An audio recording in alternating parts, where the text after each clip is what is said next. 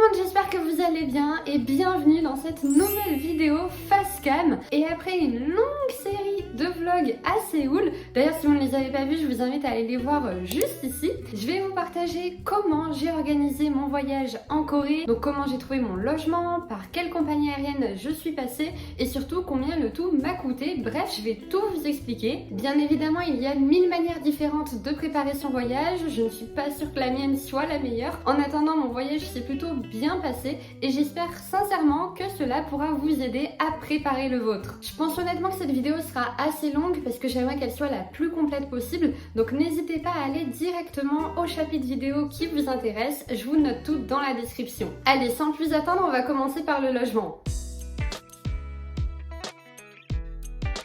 Déjà, faut savoir que je suis partie du 5 au 18 novembre 2023 et j'ai commencé à réserver autant mes billets que mon logement aux alentours du 15 septembre. On était donc 2 mois avant le départ. Pour ma part, je suis passée par Airbnb et je voulais absolument loger dans le quartier de Mapogu, donc à l'ouest de Séoul, vers Hongdae, vers Sinchon. Et vous allez vous dire pourquoi ce quartier? Bah tout simplement parce que j'avais fait pas mal de recherches avant de partir et j'ai toujours adoré regarder des vlogs de personnes qui sont parties à Séoul, qui sont parties en Corée. Et j'en avais déduit que ce quartier était vraiment jeune, dynamique, animé et surtout qu'il y avait beaucoup de cafés. Et comme de base l'idée c'était de monter mes vlogs sur place, je m'étais dit que ce serait idéal d'être dans un quartier où il y a plein de cafés hyper sympas dans lesquels je pourrais travailler la journée tout en étant à côté de quartiers animés en soirée. J'ai donc réussi à trouver un appartement à Sinchon, donc juste à côté d'Hongdae, vraiment à 20 minutes de la Hongdae Street. Et si j'avais un conseil à vous donner pour vos recherches d'appartement, ou du moins je dirais une particularité, c'est que les douches coréennes sont très souvent au même endroit que les toilettes et que le lavabo.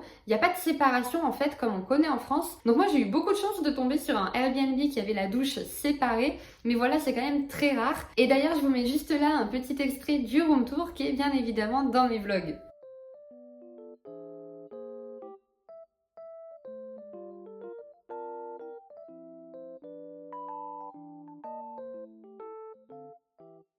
Pour cet appartement, j'avais payé 712 € pour la totalité de mon séjour. Honnêtement, le prix est assez élevé, mais l'appartement était vraiment confortable pour une personne. Et d'autant plus que c'était un appartement entier, pas du tout un Goshiwon ou une chambre ou quoi que ce soit d'autre. Et c'était vraiment pas le plus cher que j'ai vu, surtout au vu du quartier qui est un quartier hyper demandé. Ah oui, et aussi dans ce prix, j'avais pris l'assurance annulation Airbnb, puisque je suis quand même quelqu'un de prudent. Donc après avoir été sur place, avoir pris les transports en commun, avoir découvert la ville de Séoul, je pense vraiment que loger à Mapogu, c'est vraiment un endroit idéal parce qu'en fait vous êtes sur la ligne de métro 2, donc la ligne verte, et elle dessert très facilement tous les coins touristiques. Vous êtes peut-être à 30 minutes des palais, à une quarantaine de minutes de Gangnam, donc c'est vraiment hyper pratique et vous perdez pas trop de temps dans les transports en commun. Après j'avais aussi énormément aimé les quartiers de Myeongdong et Jinsadong, donc en plein centre de Séoul, mais il reste beaucoup plus cher et très touristique. Donc voilà, je pense que Mapogu c'est quand même un bon compromis. Après je connais pas tout Séoul et j'ai entendu dire que dans le nord de Séoul il y avait aussi de très bels appartements avec un prix un peu plus raisonnable, un peu moins cher,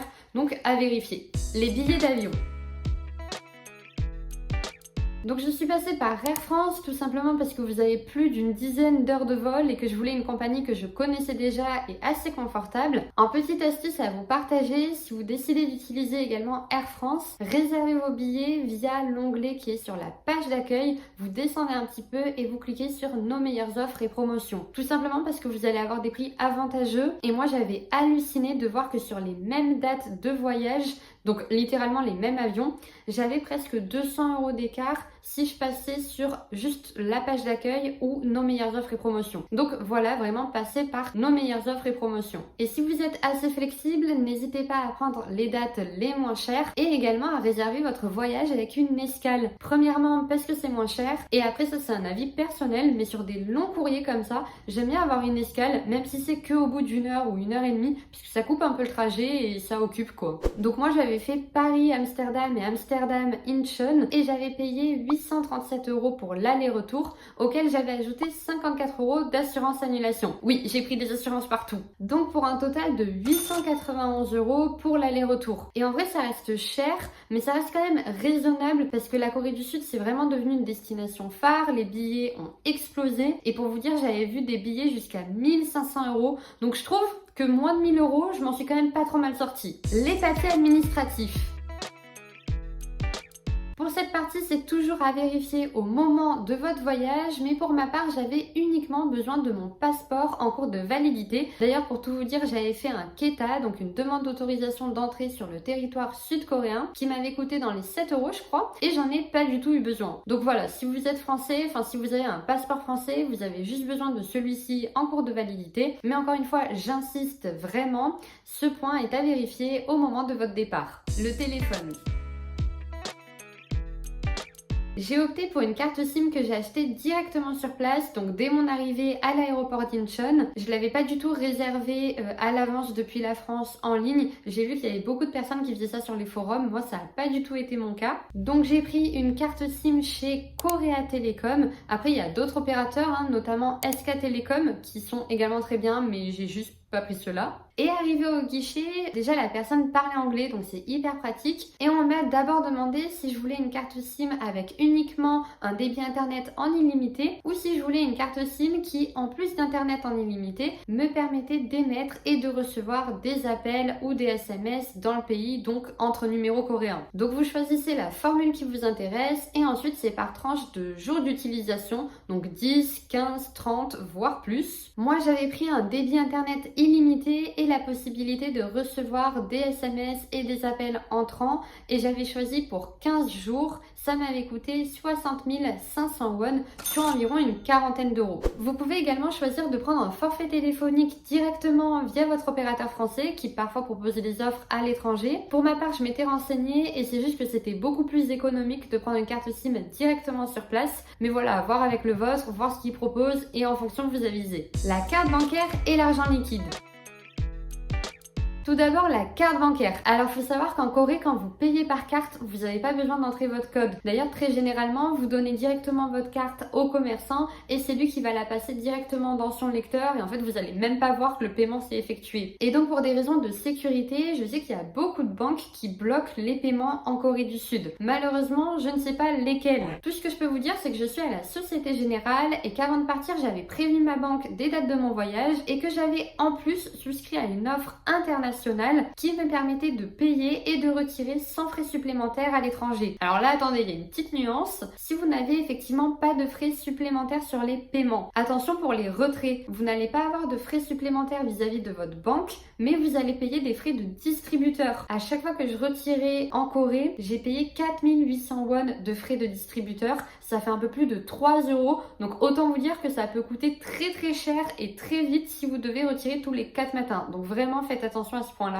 Bref, j'ai donc opté pour l'option internationale auprès de ma banque. Après, je sais qu'il y a beaucoup de personnes qui sont parties avec des cartes de banque en ligne comme N26 ou Revolut, mais je peux pas vous en parler parce que c'était pas mon cas. Et j'ai payé 14 euros pour cette option internationale qui est en fait une souscription à un service. Donc n'oubliez pas de résilier votre abonnement dès votre retour, sinon vous allez être débité tous les mois et c'est relou, c'est pas ce qu'on veut. Je vous conseille aussi de partir avec de l'argent liquide, on sait jamais si vous avez un problème avec votre carte. Et puis il y a quand même des choses que vous devrez payer en liquide, notamment la street food. Et si vous voulez recharger votre carte de transport dans les stations de métro via les bornes, elles n'acceptent pas la carte. J'avais donc prévu une somme que j'avais fait changer en France dans des bureaux de change avant de partir. Et alors là, je vous alerte sur quelque chose, sachez que les won sud-coréens ne sont pas spécialement trouvables facilement et sont pas spécialement partout. Parfois, il faut même les réserver dans des bureaux de change et ils peuvent mettre jusqu'à 3 semaines pour arriver. Donc prenez-y vous à l'avance. Petite anecdote, moi je me suis prise 2 semaines avant de partir.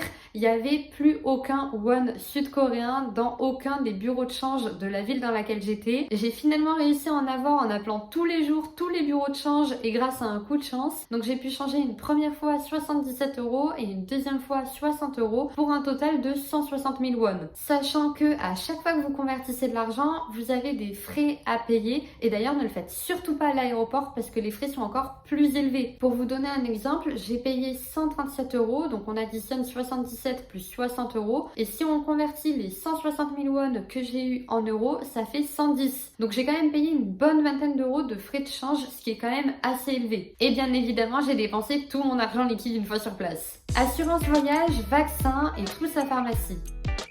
Autre point hyper important et valable quel que soit le pays et la durée de votre voyage, vous devez absolument souscrire à une assurance voyage. On sait jamais ce qui peut vous arriver et à l'étranger, les frais de santé sont très chers. Pour ma part, j'ai souscrit à Chapka Assurance. Alors j'en ai ouï dire tout un tas d'avis positifs ou négatifs, donc chacun en pense ce qu'il en veut. Je me suis juste appuyée sur le fait que quand je suis partie en Chine il y a 5 ans, ils travaillaient avec April Assurance pour les longues durées et c'était l'assurance que j'avais prise. Et quand je suis partie à Hong Kong, j'avais eu un problème dentaire et j'avais été remboursée. Tout s'était très bien passé, ils avaient vraiment été au top. Donc je me suis vraiment basée sur ça. Après voilà, vous prenez l'assurance que vous voulez. L'important c'est que vous en ayez une. Et pour vous donner un ordre de prix, j'ai payé 58 € pour toute la durée de mon séjour en Corée du Sud. Concernant les vaccins, donc autre point assez important, en soi il n'y a pas de vaccin obligatoire si ce n'est d'être à jour de ces vaccins obligatoires français. Maintenant certains sont recommandés et ça c'est vraiment un avis personnel, vous faites ou vous ne faites pas. Et pour vous aider à vous faire votre propre avis, je vous mets en description le lien vers les recommandations de l'Institut Pasteur de Lille.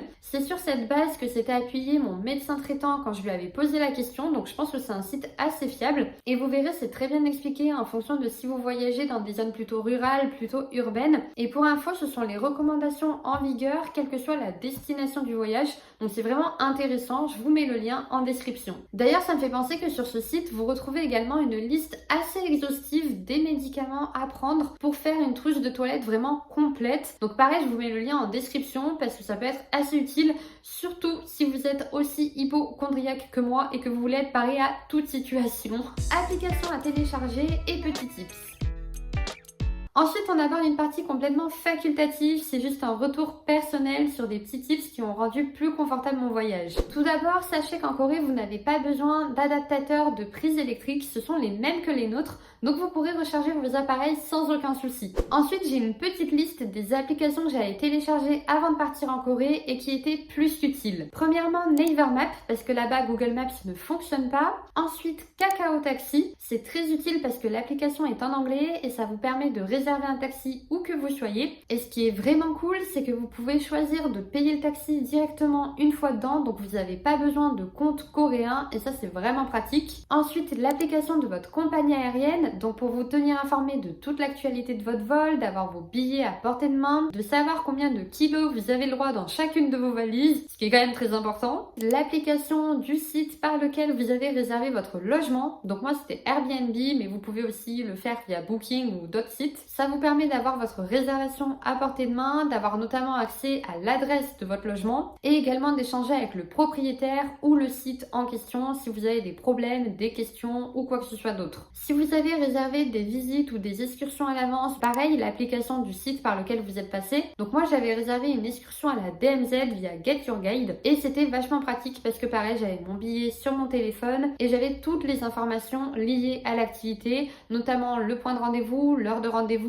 ce que je devais amener, bref, hyper pratique. Et enfin, une application de traduction. Pour ma part, j'utilisais Google Traduction parce qu'on peut traduire du texte directement depuis une photo et c'est hyper pratique, surtout pour traduire les menus dans les restaurants. Après, beaucoup utilisent Papago, il est dit que ce serait plus précis. Donc vous faites comme vous voulez, voilà, l'important c'est d'avoir une application de traduction, ça peut toujours servir. Dernier tips qui concerne les transports en commun, je vous recommande vraiment d'acheter une Timoni dès que vous arrivez sur place. C'est une carte de transport qui va vous permettre de payer vos trajets en bus, en métro. Vous pouvez même payer le taxi et même des courses dans des convenience stores. Bon, perso, je suis vraiment restée sur les trajets bus et métro. Vous pouvez acheter cette carte dans les convenience stores, donc CU, GS25, 7-Eleven, et elle coûte entre 3000 et 4000 won en fonction du modèle. N'oubliez pas de demander au vendeur de la charger quand vous l'achetez. Vous pouvez partir du principe qu'un trajet en métro coûte environ 1500 won. Et ensuite, vous pourrez à nouveau la recharger, soit directement dans des convenience store, soit via des bornes dans les stations de métro qui, je le rappelle, ne prennent pas la carte. Donc voilà, c'est vraiment hyper pratique et en plus je crois que ça vous permet d'économiser 100 won sur chaque trajet. Budget total.